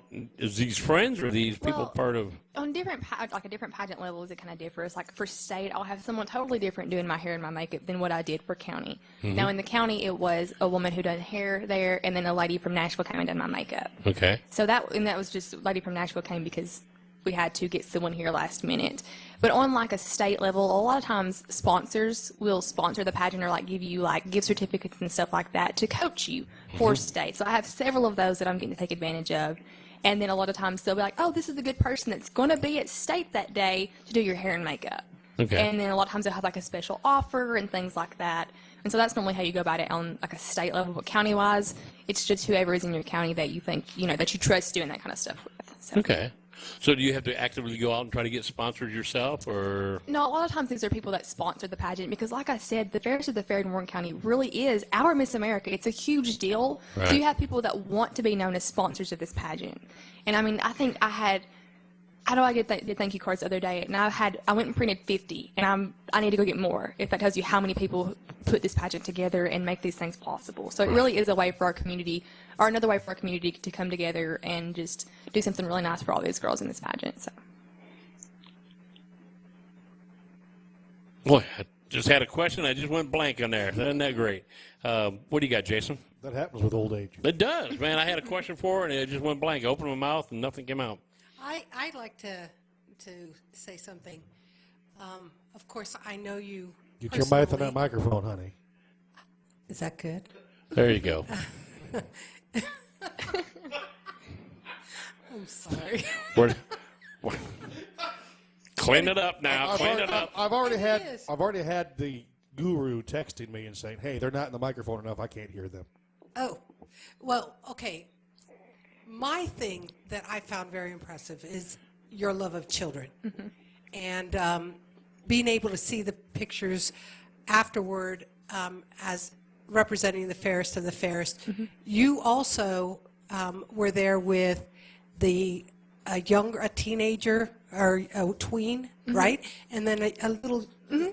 I absolutely loved the way it seemed that you three got along. What was that like? It was really awesome because, see, on the Friday night before I was crowned on a Monday night. Friday night, a preteen girl was crowned. So you have a preteen fairest at the fair, your Miss Fairest at the fair, and your little Miss Fairest at the fair from 3 totally different age divisions. Presley is, I believe she's 7 or 8. BB is, I think, 12 or 13, and then I'm 19. So there's a really big age range between that. But it was like, I've never had the opportunity to have any little sisters or younger siblings at all. So it's kind of like me being able to take these girls under my wing for that week and just kind of show them what to do. And I don't know, we just made a really cool bond, and it was really awesome. And I really look forward to getting to see them again in different events we get to do together. But it was really awesome just because, like I said, I never got to experience that younger sibling or having those, like, the little girls around me, and that was something I really enjoyed. No, but she had goats. She had goats on. Did you ever dress up your goats or anything like that? I don't have goats. Oh, okay. I thought you were talking about livestock, but No, that's like the little girls that were like the younger fairs at the fairs. But I have cows and lots of dogs. Cows and dogs. Wow. What kind of dogs you got? What's your favorite dog of the bunch? Well, I don't have a favorite. You can't pick favorites. No, I know. Well, which one's the craziest one of the bunch? You got to be a crazy one. Yeah, I have one named Hammer. And he looks just like Scooby-Doo, and he is a blue heeler boxer mix. And you would think this would be a really ugly dog, but he is so cute. And he has such a personality. And if you go outside, maybe it's just me, but anytime I go outside and I'm just standing there, he will come and he will sit right on my feet. And I don't mean beside my feet, I mean right on my feet. Yeah, I got one of those. And I swear he thinks he's a deer. Half the time he runs like a deer, he jumps like a deer, and he's just so cute. But then I have a little Shih Tzu. Her name's Lolly, and I think she thinks she's a cat or a person one. I'm not real sure, but she just kind of is real chill, real laid back. And then I also have a blue heeler, and his name is Roper, and he's kind of the dad. He's just the dad of the bunch. Is he? Yeah. Now, you got cows? I do have cows. Do you have them named? I have a few of them named, but I have a Stella, I had a Maybelle, I had a Popper, I had a... Oh, we had one name, what was it? Sandy and Sandra. We called her Sandy and Sandra. She didn't really have one that stuck. This cow had kind of injured its shoulder, and it just kind of hung out in my boyfriend's front yard for the longest. It was like a yard ornament, and it was so funny. Like you could just go sit next to this cow, and it would be like laying down, and you could just go sit next to it and pet it, and it would just eat its grass and doing something, and it was so cute. And I mean, it was huge. It wasn't like a calf. It was like a full-grown cow. It was awesome. I loved that thing. And my mom, she made fun of me so much for that. But it was cute. I liked her. That was Sandra. So, Mom, were you into the animals like that? Did you have cats and dogs and cows? Yes. Oh, yes, absolutely. Growing up on the farm, of course, like I said, we always had cats and dogs. We had beagles and always had the barn cats and had horses. I actually had horses growing up, and cows. We didn't name them, but we did have cows. Yeah, that's Milker 1, Milker 2. Yeah, exactly. Yeah. So yeah, I always had lots of animals. We had guineas, we had chickens, we had pigs, cows. Now, are you the only sibling, the only child in yours? You had? No, I have a younger sister. Okay. So, did you share the duties with her with milking the animals or taking care of them? Or well, we didn't have chores. We didn't have to milk. I grew up where we didn't have to milk, but I did know how to. But by that time, I didn't have to do any milking duties. But as far as sharing chores, not really. She was the baby, and she got by with everything. So you can tell she's not bitter about it. yeah, it wasn't worth arguing with her about it. So, but I mean, she was my baby sister. I kind of had her as petted as everybody else did too. Yeah. So you were country, and then you were not country. So. But that's kind of the background I came from. My dad, grew up in the apple orchards of Wisconsin. His brother was a dairy farmer, so when I went to stay with my Uncle Donnie and my cousin Bruce, they're out milking cattle and stuff, and it always seems to amaze me. I don't know how many head that they had, but like they had to milk every day, and they just knew, and they weren't tagged or anything. They just knew this group of cows are next, and how can you tell these cows apart? And they're bringing these cattle in all that. I mean, and I just found out it was just non-stop, day in, day out, 7 days a week. And I realized there's a reason why I was born in the city, because I couldn't take being out there in the country like these guys were. I love being in the country. I love to shoot. I love to throw knives, but not, like you do. Yeah. But, I was a hunter and fisherman, and I did all that in Wisconsin. We, pheasant hunt, deer hunt, all the good stuff. So I love the outdoors. I was like you. All my family came off farms. My mom was off the mountain here in Tennessee. My dad's in what they called mountains, but there are no mountains in Wisconsin. But nice big hills up there. Beautiful area in Wisconsin is where my dad's from, over there by the Mississippi River. But so I grew up in the farming community. Grew up realizing that wasn't my life. And then at a young age, I got bitten by the music bug and realized you're not going to be riding a combine. You're going to be behind a set of drums for your rest of life. And thank God that worked out that way. But, Jason, what do you got? My parents kind of dabbled in the animals, but they had you. Yeah. Aw. How did I know that was coming? Sorry. Go ahead. Your mom and dad dabbled in the animals. We had cows and pigs once in a while, and horses for a while. Really? Yeah. I remember we had a big pig that we used to ride around the yard. You rode the pig around the yard. Oh, yeah. Now you know where the brain damage came from. All right. My brother one time had a pig that was having babies, and he wanted to help Dad. Ooh, not good. With that, and my dad said, listen, if the pigs start running, get out of there. Yeah, quickly. I don't remember exactly what happened. I just remember my brother flying clear across the field because Dad threw him because the pigs was coming. Oh, mama pigs are very mean. Very mean. Very rough. Yeah. My brother became Superman real quick. I mean, haven't you seen The Wizard of Oz when Dorothy falls in there with Yes. the pigs? I mean, gives the old cowardly lion a heart attack. You see that? They can be very dangerous. A sow can be very dangerous. Oh yeah, they're huge and they're aggressive and they take care of their young. Yeah, they take care of their youngs. So yeah, I've been around a few pigs and stuff, and down here they had potbelly pigs. I dealt with a lot of potbelly pigs down here. Yeah, yeah. I hate when you look in the mirror like that. But we up north though, there were big sows and stuff. We had the big animals up there. Down here, it seemed like we dealt with smaller animals. The deer are smaller than they are in Wisconsin. Again, we were dealing with potbelly pigs down here. Up north, we were dealing with pigs that were huge. I mean, probably 500-600 pounds. Probably. They were just massive. Wow. So yeah, I knew at an early age, don't get in the pig pen. Don't get in the pig pen. So we would sit there and mess with them. We'd stick their little snouts through the little wire fencing. We'd touch our nose and get our hands back, and my dad would yell at us. My uncle would yell at us. But hey, we're stupid 9-year-old kids. Here, piggy, piggy, piggy, and tapping on the nose. And you could have put back a bloody stub real easy with those things. I'm the youngest of 3. My brother and sister. I know that my brother has brain damage. Your sister's pretty calm. I know her. Well, my sister used to talk my brother into all kinds of things. Who's the oldest? Dawn, my sister. Okay. Well, she actually... So she's the smartest of them. Yeah, my dad... I've heard this story. I wasn't old enough to remember it all, but my My sister had talked my brother into climbing up on top of the barn with her and ride the wagon off the barn. And I remember he was in the wagon, and she was getting ready to push him when Dad come out of the house. What are you doing?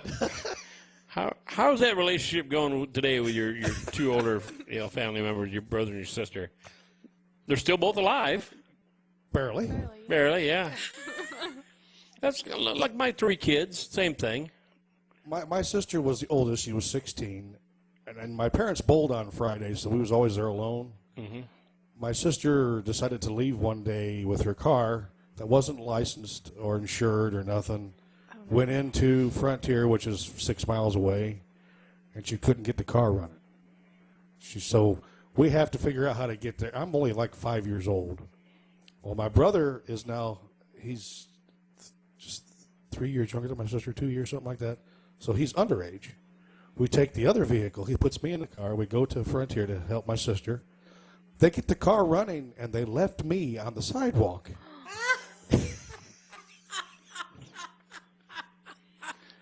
And nobody picked you up, did they? Hey, Jason, did your parents ever leave you on the side of the road? Did they? No, did no, they? no, Oh, no. well, because mine did. Oh, really? Oh, yeah. Well, let's hear the story. So when I was younger, No, when I was younger, I played soccer, and the little line on the inside of the sock bothered me really bad. Like, it hit my pinky toe, and it still bothers me. So I wear my socks inside out now, okay? But when I was younger, I was, like, crying and throwing a fit because my socks were hurting me. And it was on a really dangerous road, like, probably the most dangerous road in Warren County. And my mom said, if you don't start crying, I'm going to put you on the side of the road. And I guess I just kept crying. I don't really remember, other than the traumatizing time. She just left me on the side of the road and drove off like 10 miles down the road. Okay. And I was alone for a whole 30 minutes. No. It's all right. It's all right, Mom. The statute of limitations are over. No, it is Yeah, a true I'm not doing story. that, don't worry. I did leave her on the side of the road. I did. I am a woman of my word. She was screaming, which she always did. She has an older brother, and we would sometimes just, I mean, it was an all the time thing with the shoes and the socks. She has such an issue. She still has an issue with the socks. We've quit dance. We ended up quitting soccer over the socks and the shoe issue. So we were going to the soccer game. She was probably 5 years old, and it was a back country road, and she was screaming. I was like about to have a nervous breakdown because she screamed for 5 years anyway. And so I told her if she did not stop screaming, I was going to put her on the side of the road, and that's exactly what I did. But I was no further from here to that door when I drove off. She got the point. It was like 10 miles, okay? No, it wasn't. And she got the point. But we used to set her on the deck of the house, and it was snowing. Every Sunday morning, we'd get ready for church, and I'd get out the little lacy socks, and she'd start screaming and the crying and the drama. So we started sitting her on the porch. And when she realized no one was listening to her, she would stop crying. But, yeah, she was a very dramatic child, very drama. That kind of is what surprises me about the laid-back country life she loves now, because we wasn't for sure, because she has an older brother, and he was kind of her hero. His name's Hunter, and she would follow him around everywhere. He played ball, still plays ball, and she would go to ball games and practices with the little cut-off shorts and pearls and pageant shoes. So we wasn't for sure what she was going to end up doing, because she had that side of her, we never know when she's going to walk in with a pair of muck boots and a frog gig or pageant shoes and a crown. So we just, but talking about her dress, does she ever get relaxed? You said that earlier. She is a jeans and t-shirt kind of girl, but she always has her pearls on. Actually, not today because they're at the jewelers, because I went and got them done today. But I always have them on. That's my favorite accessory is my pearls. So. Well, that's pretty cool. Yeah. in high school, did you ever do like the homecoming queen or the prom queen or anything like that? In high school, my junior year, I was on homecoming court, and that was the one and only time that I ever done that. I didn't like the color red. That's what color I had to wear, and so that kind of ruined it for me. No, but in all honesty, it was a lot of fun getting to represent my class, which was a huge honor. I'm looking back on it now, especially like I think, man, if I ever have kids, that's going to be something I'm going to be able to tell them that, hey, my junior year of high school, I was doing this, and I was able to do all thing things. But looking back at it now, I really am glad that I got to do a lot of the things I did in high school, even though that at the time I may have hated them or things like that, but it was a great experience. And I know it's just been 2 years, but I do wish I could go back and re-enjoy those things a little more than what I did. Yeah, and as you get older, you'll realize that too. There's things that you won't appreciate until 10, 15 years from now. And looking back, then you go, wow, that was really cool, or man, I'm glad I got out of high school for that thing. But I mean, if I could go back to high school, if I could pick things I wanted to do to go back to high school, one, I had some really good friends, right, and I miss those people. And it's moving from state to state, I've had that where you had some really good friends in this state and in that state. And again, Melissa Randall, contact, people I missed from back there, back home. I miss those people, but you'll find that in high school. You go, man, if I could go back, I'd like to go back for some of the friends and stuff. You're probably pretty popular in school, I'm guessing, to get to be on the court. How many kids were in your high school? What was your graduating size of I class? want to think my graduating class was a little under 400. Oh, that's pretty good size. Yeah, it was a pretty good size. But give and take that, there were some that did go to what we call the annex, which was where they could finish school early, things like that. So at the high school, there was probably about 350, okay, or maybe anywhere from 280 to 350 at the high school, and then graduation-wise, a little under 400. So. Yeah, mine was over 450, almost 5. I think we had like 600 that could have graduated, but I think it got down to like 450 is what graduated out of the class. I thought my graduation took forever. Yeah, he was like, how many? I think there was 30 of us. Oh, my goodness. 30. I would have loved that. But see, mine went by really quick anyways because my last name starts with an A, and so it was like over in the I was right in the middle. Oh, really? I was right in the middle of all. They took an intermission before they got to me. Oh, wow. No kidding. They took an intermission in our so like then they're going, all right, so you got to wait for 15 minutes. People got to go to the bathroom, and they called us. I think my graduating class was one of the biggest to come out of the high school this far. Okay. Or one of the largest. What was your favorite subject in school? It depended on the year. I think my favorite was probably English, just because I love the literature aspect of things. And then I also loved history. And then my senior year, I got to take a history of modern music class. Oh, cool. And that was a really, really fun class because we started anywhere from right before the 1900s. And we started from there and worked our way up until like modern day. Okay. And we got to go on a lot of really cool field trips and things like that. So that was super fun. What was the biggest thing that stood out of you in that music history class? What was some of the bright highlights? Well, one of my favorite artists is Johnny Cash.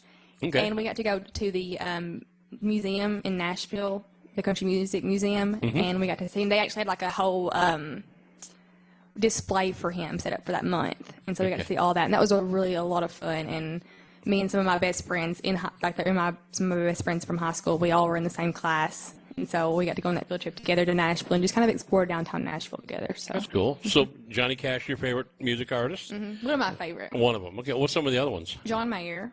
And if you look at it, they really are pretty similar. They're both really good guitarists, things like that. So they have a really lot in common. Let's see, I like Dustin Lynch. Like if we're talking modern music, Dustin Lynch, Thomas Rhett, those kind of people. Dustin's from Tullahoma, right? Tullahoma. Yep, Tullahoma. And then David Allan Coe, I like him. Really? We listened to some David Allan Coe on the way down to Mississippi. And I'm going like, how did they get that on the? Some of his are really like risque. Like it's like, man, what? Like I don't know, just some of them. Oh wow. Yeah, this was stuff that curled my toes. And then another one I really like, who embraces a lot of older country music, is Eric Church.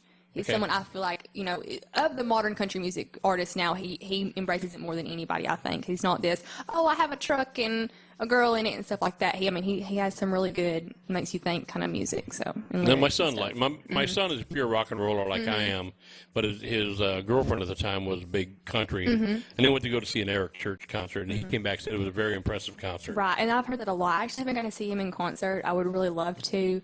And another group that I really like, and my mom's going to laugh at this one, is Peter, Paul, and Mary. Ain't nothing wrong with that. I remember when I was like in elementary school and we'd be like pulling up to school listening to Puff the Magic Dragon, and like I was like, oh yeah, this is such a good song at 7 years old, having no idea like, you know, some of the meanings behind some of their songs, but they were really good, and I think that's kind of where my love of older music kind of got started at. Yeah, Peter, Paul, and Mary. I love Peter, Paul, and Mary. A lot of their stuff, great singing, great harmonies. They wrote about the songs of the day. Yeah. And there's a lot of translations of Puff the Magic Dragon. Right. I mean, like, as it relates to any song, if I had a hammer, that is her favorite before she even says it. Yeah. She used to come wake me up in the morning singing songs like that. And I mean, like, come in my room, 6:30, just singing at the top of her lungs, if I had a hammer, all that stuff. Mom would come in singing? Yeah, she would, singing, full blast. Yeah. I'm not a morning person, and she would come in there, and she would just be belting it. So, I mean. So what song do you sing to her today? Rise and Shine. Or the one off of Singing in the Rain, Good Morning. Yeah, that one. Wow. So you kind of got some musical abilities because of Mom. Mom and Grandpa and uncles and everyone in my family pretty much plays any kind of instrument. We actually have some of their family coming next month for a show. Oh, I didn't even know that. Yes. Oh, wow. The third week of November, they'll be here for. Okay. Well, who do we got? Which one's coming? Well, it's a whole group of them. It's the Yeah, whole it's a whole clan, okay? Let me the just whole tell you, there's clan's a group. coming, the old-time gospel singers. And we did hear some recordings that Larry did, and they are pretty darn good. Yeah. So I'm looking forward to it. They are, and my grandpa, before he had some surgeries that kind of hindered his ability to sing, but before he had any of those surgeries, he could sing really, really well also. And now he plays guitar, and yeah, he has some. My father has recorded some vinyl albums of him singing with his brothers and sisters, and they really are a phenomenal group. And like I said, he still plays guitar, and that's probably one of my favorite things to listen to. And it's still, like, to this day, if I hear him at church, it gives me chills every single time. And that's who she's named after. Yeah, my middle name West isn't just like a cardinal direction. My grandfather's name is Wesley, so my mom kind of pulled that into play there. All right. Now, do you play an instrument yourself? Did you say? When I was younger, I took piano for a year or two, but other than that, no, I don't really play anything. I've tried. Jason's even helped me some, like try to play guitar here and there, but it's just not something I've really had time to stick with, because when I was in school, if I wasn't playing soccer, I was cheering, I was in 4-H and all these other clubs. So it's, it is something that you have to take time to sit down and do, and I just haven't really had the time to do that because I was so involved in other things. Okay. I know the Coffee County Fair Queen that played banjo. Does she? Well, this is probably 3 or 4, 5 years ago when we first came down here. One of our teachers taught her banjo lessons, and she would come in and learn banjo, and she was really good at the banjo. And banjo's kind of difficult, isn't it? Yeah, it can be really tough. It takes a lot of manual dexterity. Any instrument to do, even, and I laugh, a harmonica or a ukulele, which people think is simple, those are hard and difficult to play. Right. Any instrument you want to do it right is tough to play. But this young lady, she came in there and she tore up the banjo. I was very impressed. She was, I can't remember her name, and I'm sorry if she's listening. Well, she can text in and let us know who she was, but she was the Coffee County Fair Queen. That's really neat. And she had a talent contest she had to do, and she played banjo, and she was just absolutely phenomenal. Wow. So, but it's kind of cute to see young girls playing banjo or drums. I teach drums here, and I have a young lady that plays drums. Absolutely phenomenal, and it just tickles my heart because some of these instruments, for some reason, women don't seem to gravitate. They want to do violin. They want to. So when they jump on and they do a banjo, I just go, man, that is just so awesome. Wow. And this girl playing drums, man, I can't remember how old she is, 12. Just phenomenal. I love to watch that. So if I'll segue into a commercial here for the Family Music Center. If you're interested in lessons, music lessons, that's our forte down here. We have 6 studios you can come down and we can put you in. We can do 22 different types of instruments down here. So we have a ball. That's what I love to do. There's nothing better for me as a teacher. And when you're working with a student and they're struggling a little bit, and that one day the light switch gets flipped on and you see their eyes just, and you go, that is so cool. And they come out and they're so pumped up and fired up. Music is a very important thing in life, and we'll throw that out there as a commercial. But take lessons somewhere. Get into music. It's great and it's therapeutic. So I'm just going to throw that out as my little musical, commercial for the day. So, now, do you have a Facebook page or multimedia that you get on to kind of help promote yourself, that people can go on and find out what you're doing? Not necessarily with pageants, but I do have a Facebook, and it's under Haley West Adams, and a lot of the stuff that I do for this pageant will be on that. Okay. Pictures throughout my journey, those kind of things are already up there a little bit, but that's where you can find me at. Okay. In that green dress. In my green dress, yeah. In your green dress. Started this all. It's an emerald green dress. Okay. Well, we'll try to we'll friend you, Okay. and then when you start posting stuff, we'll post some of the pictures on there so people can follow you. All right. So the local people that are out and about need to. Where's the state one held? Is that in Nashville? It's in Nashville, I believe, yes. Okay. We're still getting all the details finalized about it. I'm not entirely sure on every little thing, but I do believe it takes place in Nashville. But if you get details, you can put it on the Facebook page, Yes, and people will know, exactly. and the times, and so on. Is there anything else we got for young Miss Haley? Any questions you got, Jason? If two trains travel different directions. Here we go. Listen, I'm ready for those kind of questions. One time I was in a pageant interview, and they asked me, they said, well, it was funny because some of the girls before had came in and was like, listen, this is what the judges were asking me. If you could be a door or a window, which would you be? And so I was kind of sitting there thinking about it. And as soon as I walked into my interview, the judges said, if you could ask us anything, what would it be? And I sat there for a second, and I was like, if you could be a door or a window, what would you be? And I kind of turned their question around on them, and you should have seen the looks that they gave me for that. But it was, I love it. It was funny. And it was like, any questions besides that? And then we started our interview on a better foot than what I tried to, but it worked. Broke the ice. Yeah, it did. Reverse strategy. I like it. I like it. Now, you said that you are looking to get into sociology. Now, do I remember correctly, you want to work with children? I do. Tell me what it is about that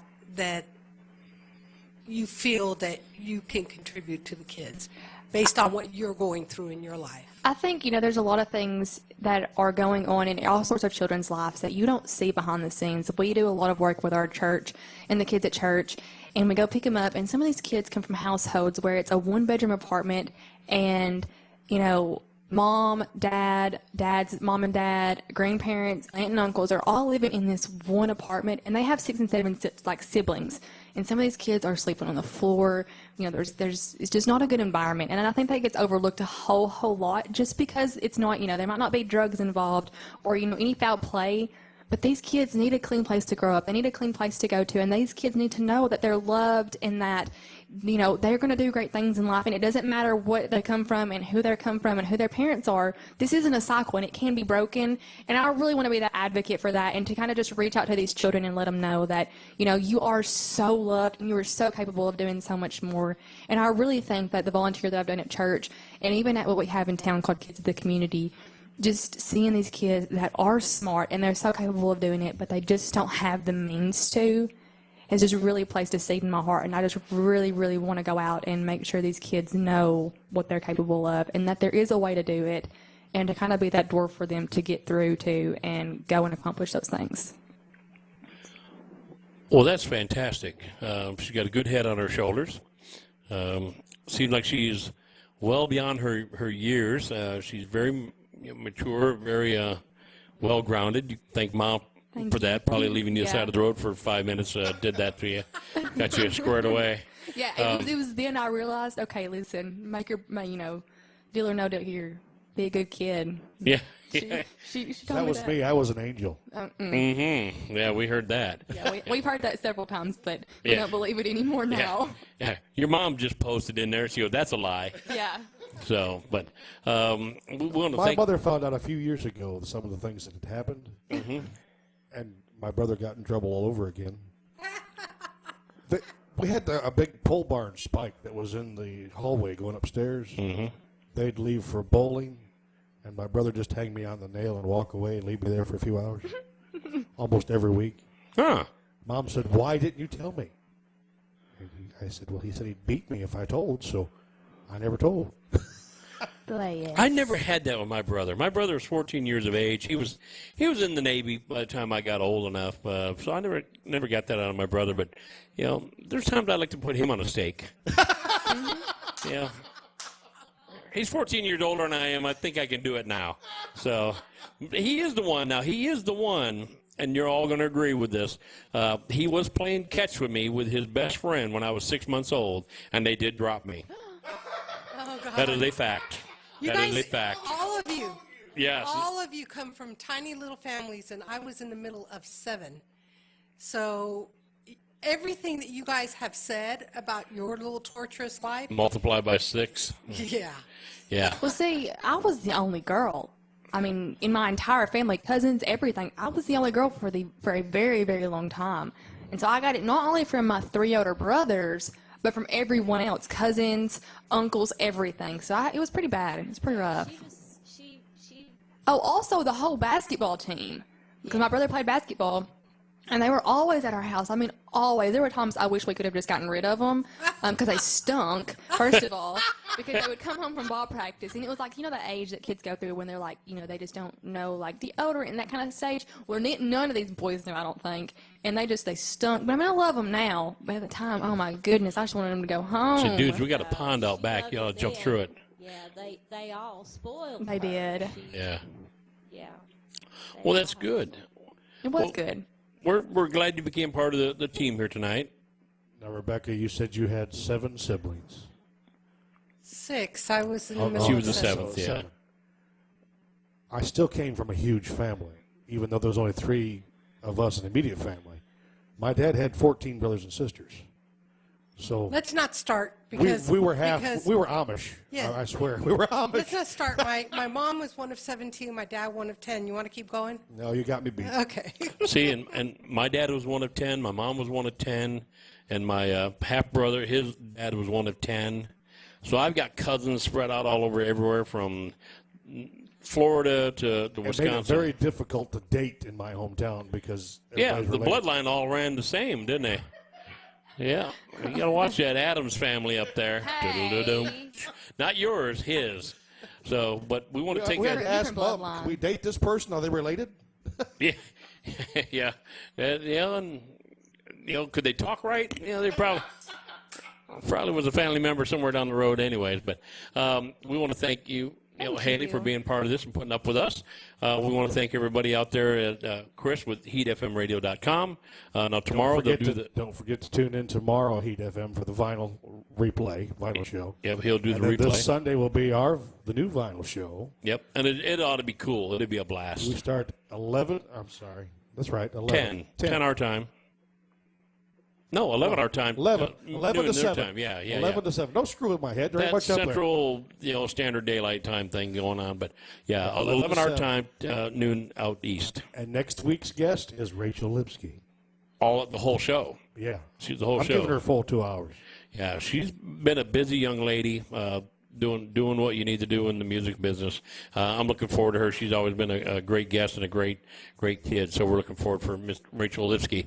But check out Haley West Adams' Facebook page. She'll let you know where she's at, what she's going on to do with the fair, and we wish her the best of luck in state. Thank you. But we'll post yourself on Facebook, and we'll friend you, and we'll put it on our WFC Jams page.